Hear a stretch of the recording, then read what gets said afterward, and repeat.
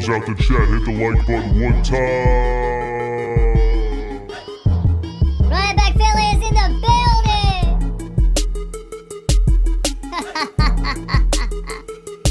Yeah. All right. Let's go. Let's go. Yeah. Let's go, people. Run it back, Philly. All off season long. Off season for us. Off season for Sixers fans. Yeah, all off season long. We're going to be right here, man. Couple things I want to talk about with you today. What you guys up to, man? Jason A-Team, Prez, Hector, King Ja 1985, Nick Marchetti is in the building. What you guys up to today, man? Best lunchtime show out there. Facts! Big facts in the chat. Big facts in the chat. Let's see. What else you guys got, man? We need to see you hoop. I used to be one, man. I used to be one. 2 years in a row, I tried to get back into it and injured myself. So there's that. My basketball playing days might be over. The Knicks are on their way to the ECF. We don't care about Philly anymore. That's not what I'm seeing on the internet. That's not what I'm seeing on the internet, man. All I'm seeing on the internet all last night is Knicks fans still crying about Joel Embiid being a dirty player because Mitchell Robinson is out for 6 to 8 weeks. I'm going to cover all of that stuff, and I like Mitchell Robinson a lot, and I don't hate the Knicks. I'm a little bit stuck on how I do hate the Boston Celtics, by the way. Knicks fans, believe it or not, I'm rooting for you. I'm rooting for you. Please take out the Celtics. I'm just stuck on how an entire fan base hates a player, on that level, because I've disliked players before, but to hate a player on that level, pretty wild. The funniest part about it is that they're not even right about why they think Mitchell Robinson got injured. And that's what we're going to get into. This episode of Run It Back Philly is brought to you by BetUS. Thank you to BetUS for sponsoring the channel right now. You can get a 125% deposit bonus on your first 3 deposits on BetUS, up to 120, up to 200, up to 2,500. Up to $2,500. 125% deposit bonus on your first 3 deposits up to $2,500. And we're giving away $25 free dollars. First 5 people to make an account on BetUS and DM me the account number on Twitter. We will deposit $25 free dollars into your account. I'm on the website right now. I went to Indiana Pacers at New York Knicks. That's the game tonight. And we're just going to throw together a little over-under parlay real quick on Knicks versus Pacers tonight. Obviously, the Knicks won game 1. Close game, came down to the wire. We'll see what happens in game 2. I think game 2, I think the Knicks are going to win the series, by the way. I think game 2, I'm taking Indiana. I think I'm going to give Indiana 2 games out of the series. I don't think Halliburton's going to play as bad as he did in game 1 the whole series, and so I think I'm going to go with the Knicks in 6 in that series, but I'm going to give the Pacers 2 games. So here's a little over-under for you, okay? DiVincenzo, under 17.5 is a plus 100. That's interesting. Well, the Knicks, the Pacers don't really play great defense. Let's go with just a couple over-unders. What do we want Jalen Brunson? Let's you guys do it in the chat, all right? You tell me in the chat. We'll build the parlay in the chat. Over under Jalen Brunson 36.5 tonight. What do you got in the chat? Over under 36.5 Jalen Brunson against the Pacers tonight. What you got? Hit me with it. Over under 36.5 Jalen Brunson. Knicks fan 518 under. All right. He dropped what in game 1? 40 or 39? Miles McBride. Let's go with a Miles McBride game off the bench, over 6.5. Tyrese Halliburton, I'm definitely going over. He had 6 points in game 1. We're going to take over 17.5 on Tyrese Halliburton. And I think I want to go to rebounds because Miles Turner had 2 rebounds in game 1. And of course, the Knicks, I think, are always going to win the rebound battle in these games. But I'm going to give Miles Turner over 7.5 rebounds. Parlay odds plus 1,600. $10 to give us $170. Let's do it. That's on BetUS. There it is. You can get 125% deposit bonus on your first 3 deposits up to $2,500. And 10% gamblers insurance. Link is in the description. Shout out to BetUS for sponsoring the channel. And there's the parlay. And I like that parlay tonight. I like that. I think Halliburton has a better game. I think Miles Turner maybe gets on the boards a little bit more. I still think the Knicks dominate the rebounds in that entire series, just like they did the Sixers. And, yeah, shout out to y'all, man. Bob Chamberlain, thanks for subscribing to the channel. Bravo Carlos, member in the chat. I think Indy takes this one in a close game by like 5. I like that. Shout out to Bravo Carlos in the chat. All right, so here's what I was witnessing last night. The window capture. Here we go. The Knicks say Mitchell Robinson will have left ankle. Well, this was his. I wanted to go in a little bit of a timeline. Here you go. The Knicks say Mitchell Robinson sustained a stress injury to his left ankle and will be reevaluated in 6 to 8 weeks. And then, Knicks fans kind of went nuts on Twitter, showing all of these clips of Joel Embiid pulling Mitchell to the ground.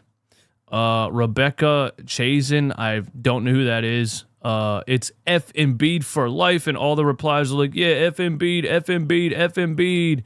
And, random people like that, I don't expect to really know what they're talking about, but, everything Knicks. Never forget what Joel Embiid did to Mitchell Robinson with the screenshot of Joel Embiid holding Robinson's right ankle. That's odd that they show that screenshot because his injured ankle is his left ankle.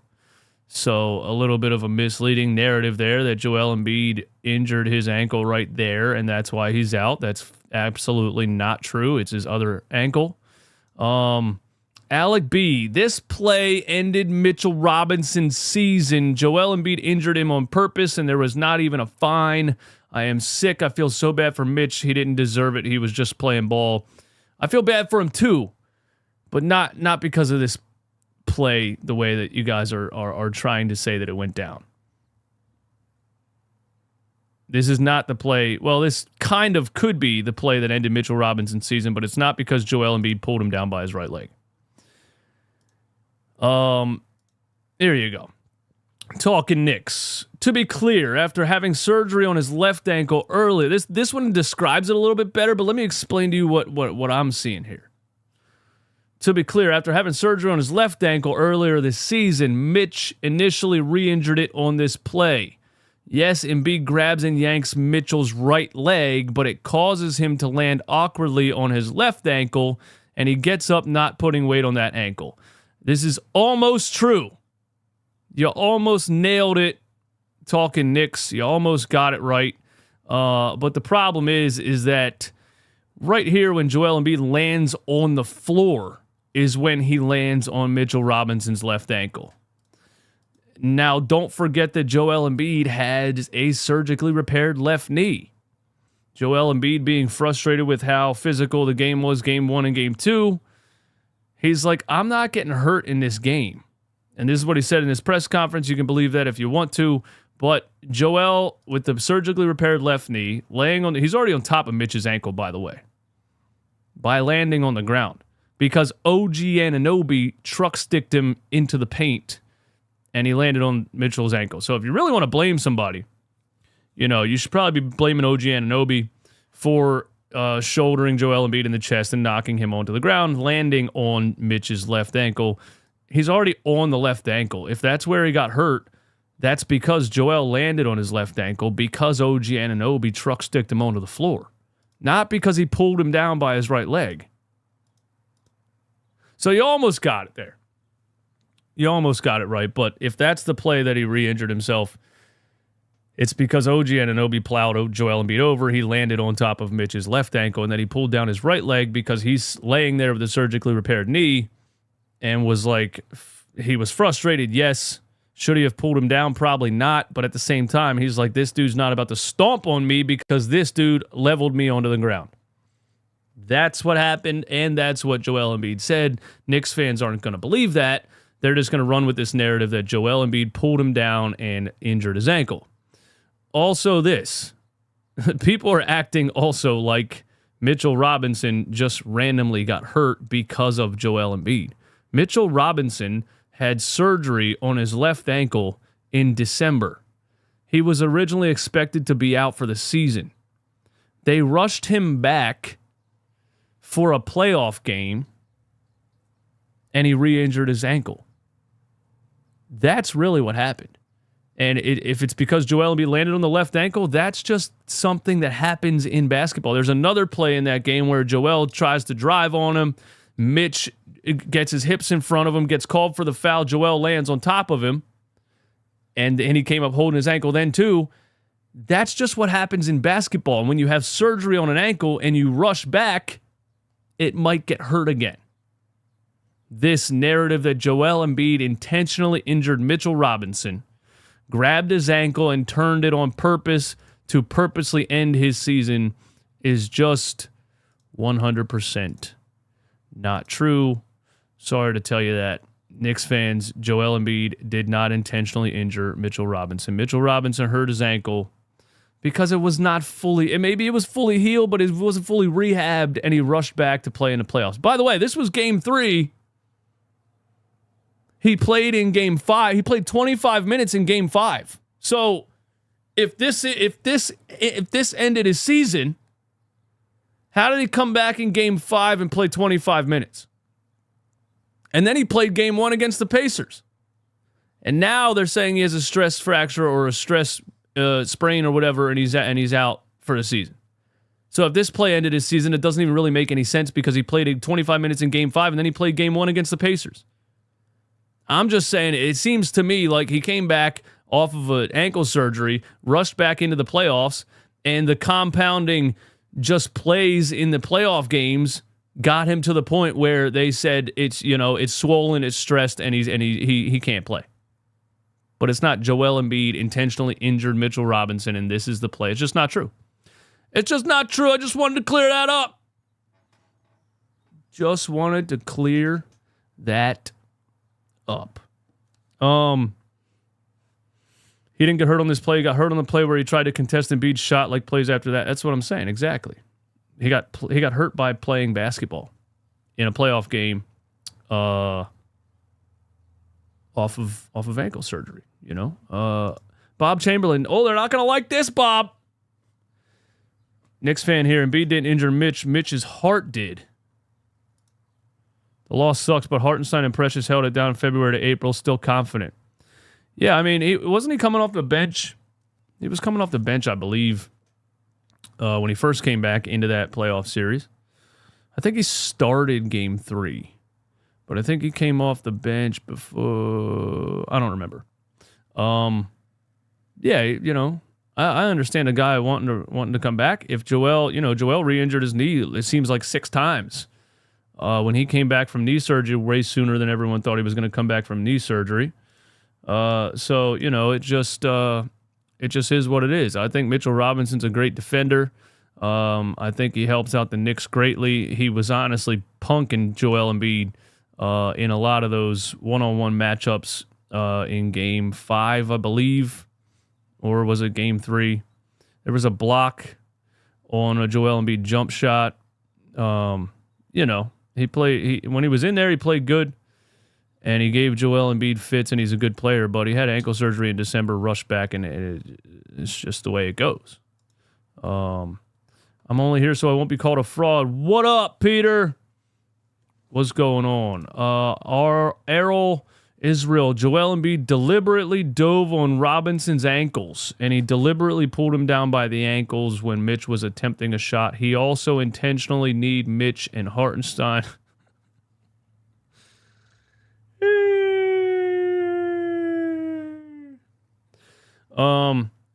Joel was frustrated at some of the non-foul calls, and when he gets slapped on the wrist, sometimes he was flailing his arms a little bit. He hit Mitch in the face on one play.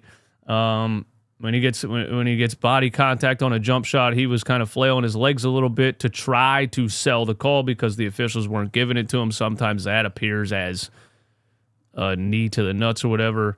You can call it what you want. We could say Jalen Brunson's out here injuring defenders' jaw lines by deliberately stepping in front of defenders and jumping backwards and throwing his head back. He did that to Nicholas Batum several times. He did it to Kelly Oubre on one of the final plays of Game 6 that was called a defensive foul that basically ended the game, that I smashed my TV remote when I saw it happen. So, does Joel flop? Yeah. Did it result in some contact? Yeah. But, I mean, Knicks fans, we're not really going to talk about flopping, are we? Are we really? Are we really? I haven't seen this much flopping in a 2-week period since I went deep sea fishing in Fort Myers. The thing about it is, the NBA needs to get the whole damn thing under control. I've been saying this a lot, but the NBA needs to get this whole thing under control. This whole flopping thing under control. They gotta fix it. It's not just the Knicks flopping. It's not just Joel Embiid flopping. It's not just Jalen Brunson flopping. The flopping is out of control. It's just ridiculous at this point. The NBA officials are just worse and worse almost every game at falling for this stuff. I saw some plays in the Knicks-Pacers game where the Pacers were flopping and getting moving screen calls or getting foul calls. The game is seriously getting hard to watch. The game is getting hard to watch when you constantly see players flailing and throwing themselves on the floor and flopping for calls. The problem is the NBA officials are not smart enough. They keep falling for it.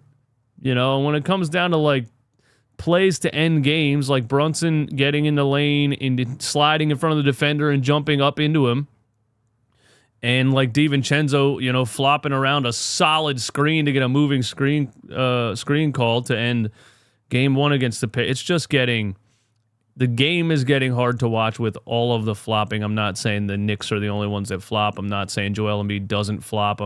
Tyrese Maxey doesn't. You see the issue? Tyrese Maxey doesn't flop at all, and he doesn't get any calls.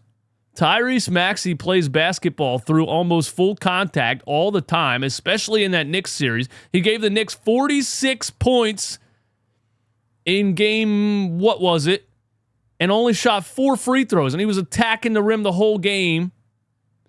It's just Tyrese Maxey, it's getting to the point where players have to flop to get calls because the officials only call the foul if you look like you got sniped from the Raptors from, a sniper. If you're just playing through contact, to them it doesn't look like you got fouled because they're so used to everybody flopping.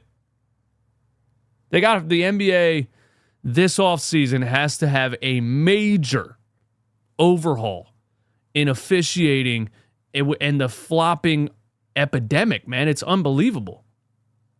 They were supposed to be reviewing every game and individually fining players for flopping. I remember when that rule came out, one time they sent Steph Curry a fine, and then it never happened again. They fined Jalen Brunson in 2021 for flopping. That never happened again. Why is the inconsistency? The inconsistency in trying to get it out of the game is, I think, the major problem that I have with the NBA right now. They need to focus almost all of their attention this offseason on officiating and getting flopping out of the game. And the only way to really do that is to review every game, play by play, and send players fines every time they flopped. And they'll stop flopping. Joel Embiid, every time he flops, send him a $25,000 fine. I'm telling you right now, and they add up, he's going to stop flopping. It just can't be that hard. Jalen Brunson, every time he does the jump to the side and jump backwards into the defender, send him a $25K. You know? Every time Damian Lillard does it, every time James Harden does it, that will stop the flopping. Why can't they figure this out? I'm just saying, it's getting to the point where you're watching these playoff games and you're just watching both teams just have a flop off to see who can get the last moving screen call. Come on, man. Maxey jumped into Mitch on the 4-point play. He did. He did jump into him. He did. I agree with that. He also picked up his pivot foot before the shot. I agree with that. And they called it a foul. And the NBA came out and admitted that it wasn't a foul, and he traveled. Just look at what's the point of these L2M reports after every game? Look, isn't it crazy? Isn't it crazy that the NBA, why are they even putting these reports out? Isn't it crazy that the NBA officiates a game, and then after the game, they tell you all of the shit they got wrong? Why are you telling us? Why are you telling us all of the things you got wrong in the game? Are you going to fix it? Or are you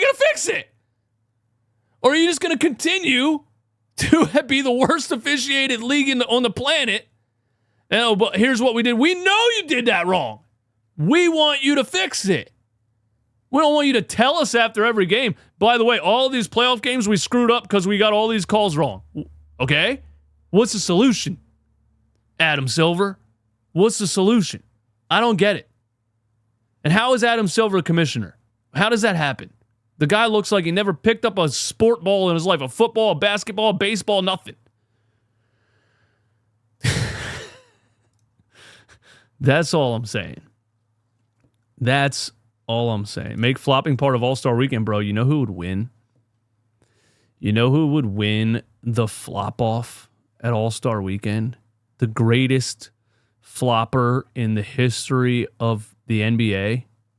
Kyle Lowry. Kyle Lowry would win that hands down. Kyle Lowry is the only player I've ever seen come into an all-star game and take a charge. Kyle Lowry came into an all-star game a couple of years ago and immediately tried to take a charge. Kyle Lowry would win that one. Prime James Harden would be up there. Jalen Brunson, I'm sorry to say it, would be up there. The thing with Brunson that really annoys me is the constant throwing his head back every time you play defense on him. He's like this. Look, we got to stop this. Defenders are now not allowed to play defense because you're making it look like a foul every time you get touched. Somebody said, somebody sent me something on Twitter of people saying Jalen Brunson's better than Allen Iverson. And I think Jalen Brunson's great. I always say that. But I said, tell them to send me one Allen Iverson flop. It just didn't happen.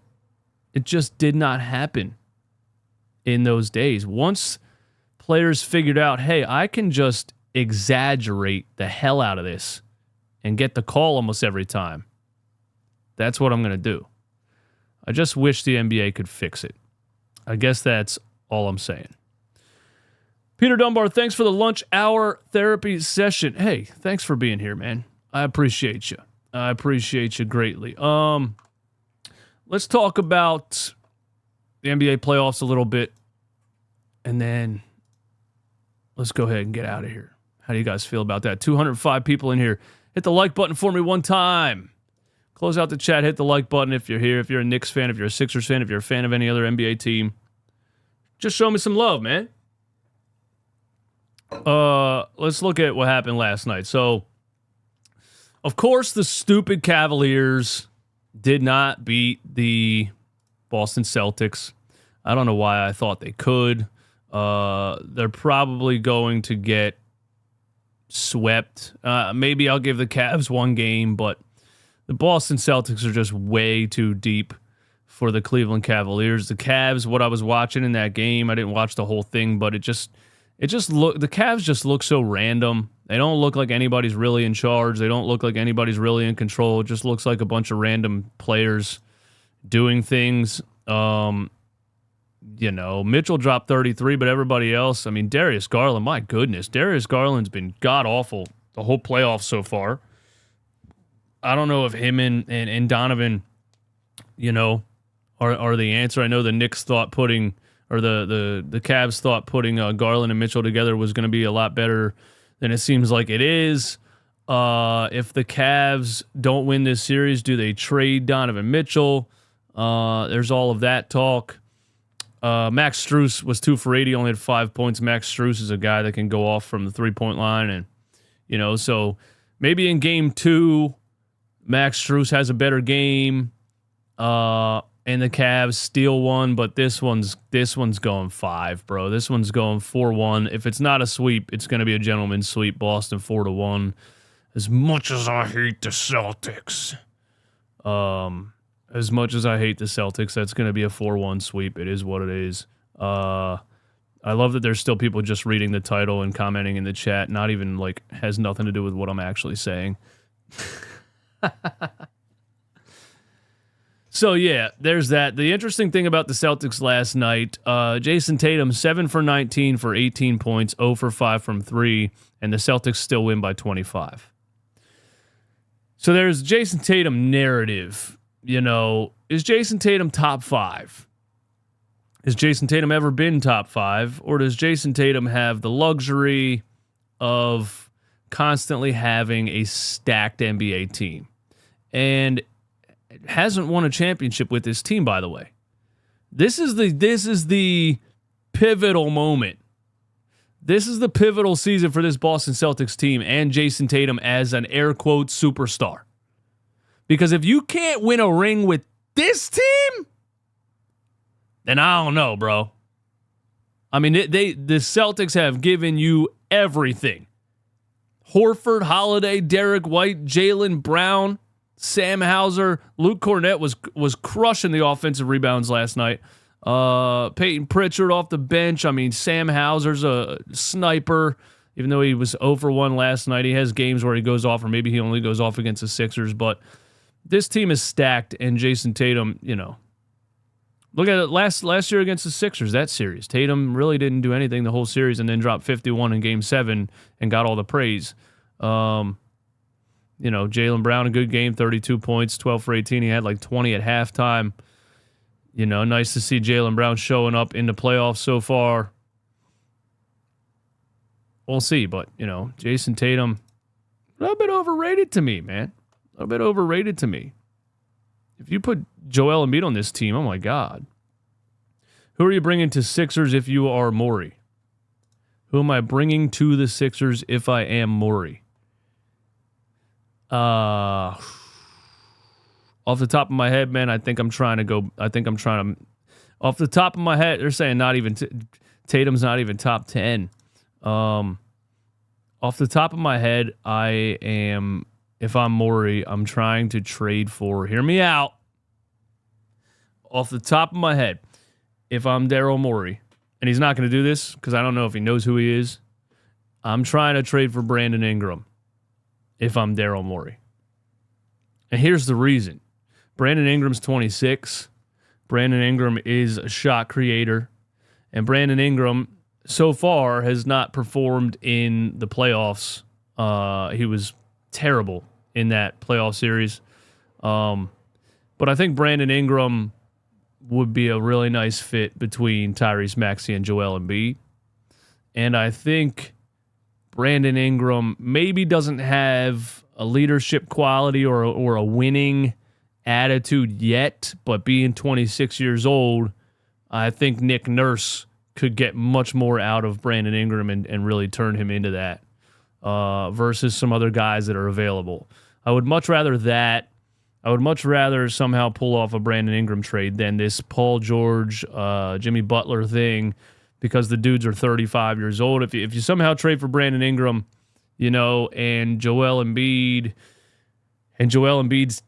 run comes to an end in 3-4 years, I think you still maybe have Tyrese Maxey and Brandon Ingram both at a really high level moving forward versus, signing or trading for a 35-year-old player who might be cooked in a year or two.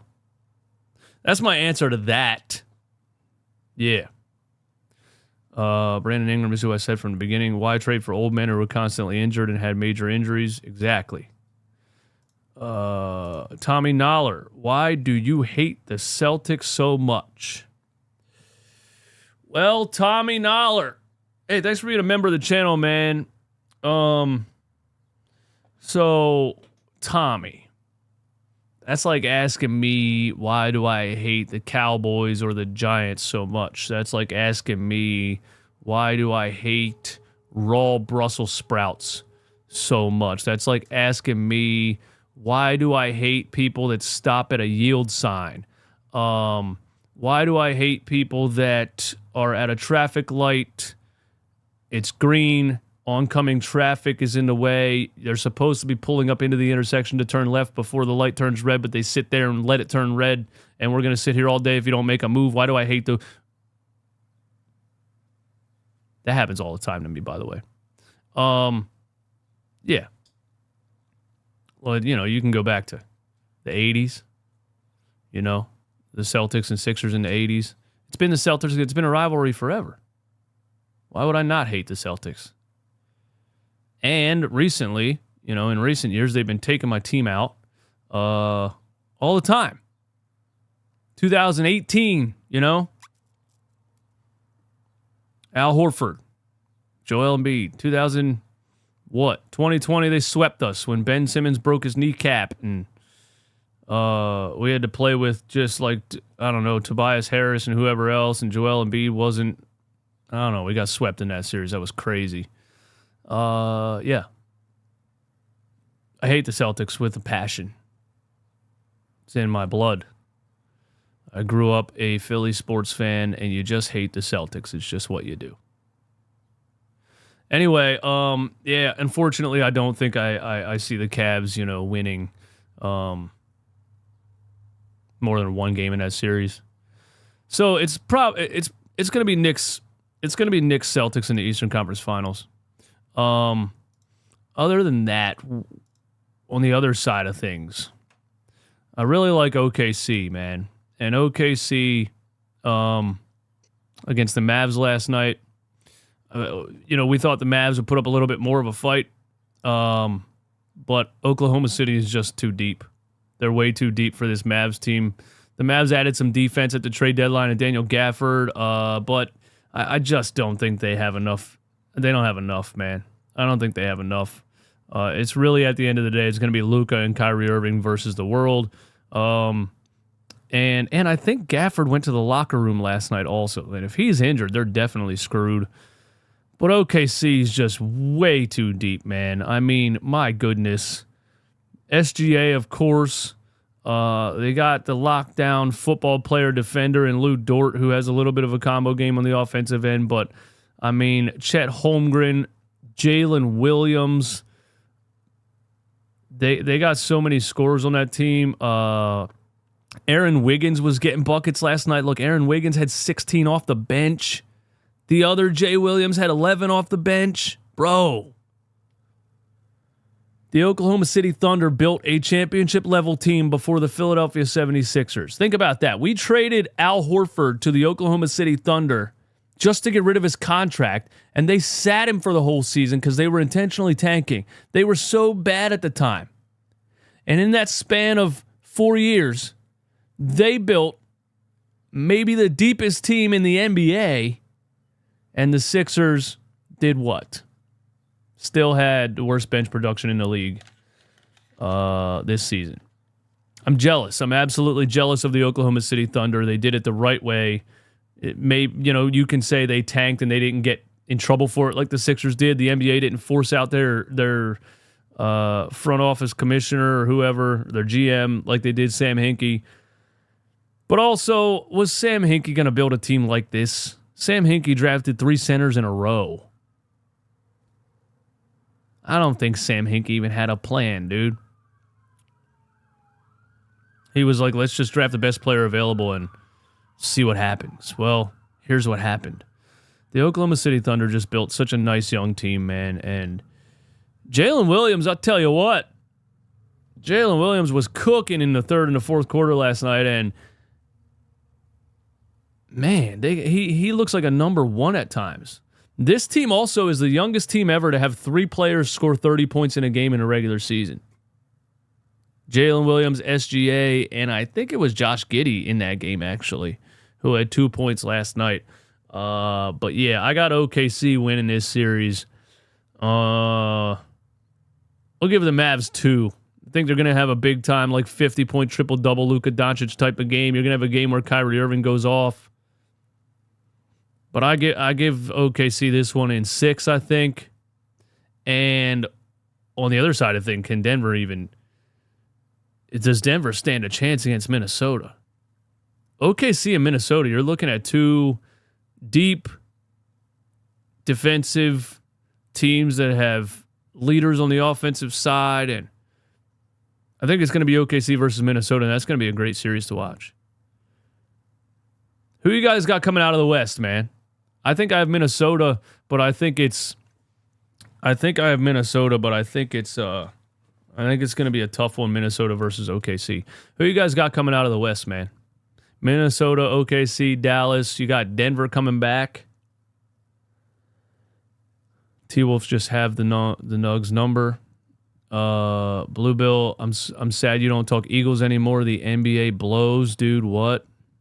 Well, Blue, Billy, I grew up watching the NBA. I've been obsessed with it my entire life, and your opinion on the NBA is not only incorrect according to millions and millions and millions of people worldwide, but it doesn't matter to me at all. T-Wolves coming out of the West. T-Wolves coming out of the West. Minnesota or OKC. Yeah, who do you got? Minnesota or OKC? That's what I'm asking you, Mike. That's what I'm asking you. Minnesota or OKC. I can't believe the Clips traded SGA. Well, that was you-know-who. Doc Rivers. Why did the Celtics beat the Wolves last time they played? I don't know. I didn't say the Wolves are going to beat the Celtics, did I? The Wolves are good. That'll be... if I had to make a prediction, that's probably the NBA Finals. That's probably the NBA Finals, Celtics and Wolves. So that'll be a fun series to watch. Y'all know Ant-Man looks up to Tatum. Man, shut the f*** up. Shut up.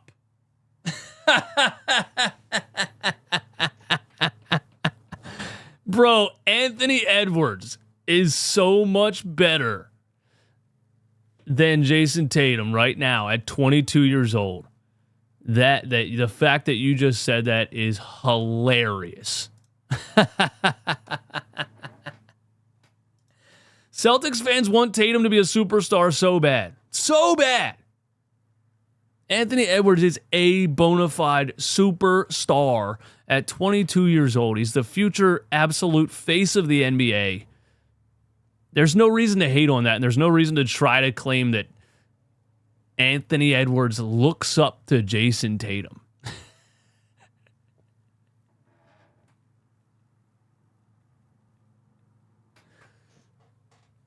Jason Tatum's a tier below. Tyrese Maxey might be better than Tatum. Ooh, hot take Peter in the house. Derek White. Yeah, Derek White's been balling out of his mind lately, man. Derek White's been balling out of his mind lately. And another player that kills the Sixers every time we play him, Derek White. I just saw an NBA Central post about Derek White, man. Derek White's great. I'm not saying Jason Tatum's trash. I'm saying, Jason Tatum's just not on the level of Anthony Edwards. Boston's trade for Jason Tatum, or Boston's trade for Derek White in 2022. Josh Richardson, Romeo Langford, a first and a pick swap. Derek White's averaging 22.8 points per game in the playoffs. Second on the team. Who's first on the team? Is it Jaylen Brown or is it Jason Tatum? Yeah, so, when you have Jaylen Brown and Jason Tatum, and then you have a player like Derek White emerging like that, the Boston Celtics have so much firepower, man. Billy, why don't you talk football anymore? I need to know. I've been sub for years. I think over the years, I just realized that football is not my passion, man. And there's a million Eagles content creators. And I've always been so obsessed with basketball, that this is what it evolved into, man. When I get into the NBA season, every year, if you look at my YouTube pattern, every year the NBA season really gets involved. You see no Eagles content from me at all. It's hard for me to even have interest in talking about the NFL when the NBA is on. I've always been like that. I'll watch a Sixers preseason game over an NFL football game. That's just how I've always been, man. And so, and also like business-wise, my channel started taking off because I think it resonates a little bit more because this is really what I'm passionate about. And my NFL takes, I think, feel a little bit more forced, or like I need to research things more to try to have talking points and things like that, because it's just not really me. This is me. That's just, it's just how it went. Yeah. So there's that. Anyway, I think that's all I have, man. Thank you all for hanging out with me in the chat.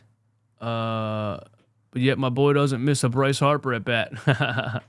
I saw that last night on Twitter. Actually, I'm in a group chat with my family because my mom and my uncles are huge Phillies fans.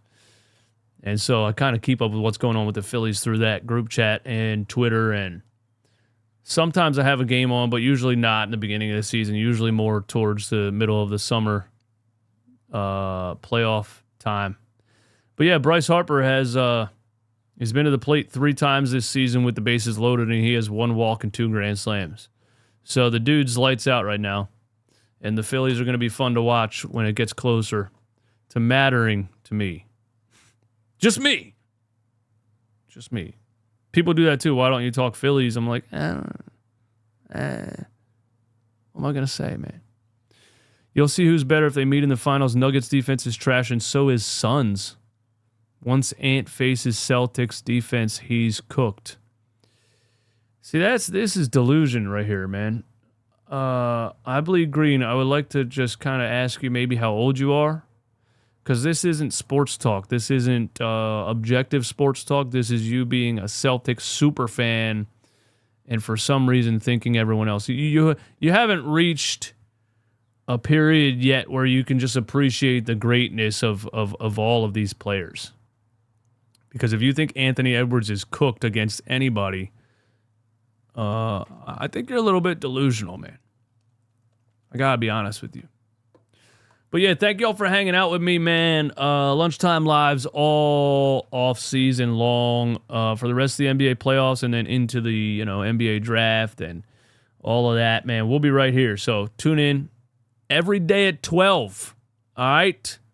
Thank y'all for hanging out, man. I'm out of here.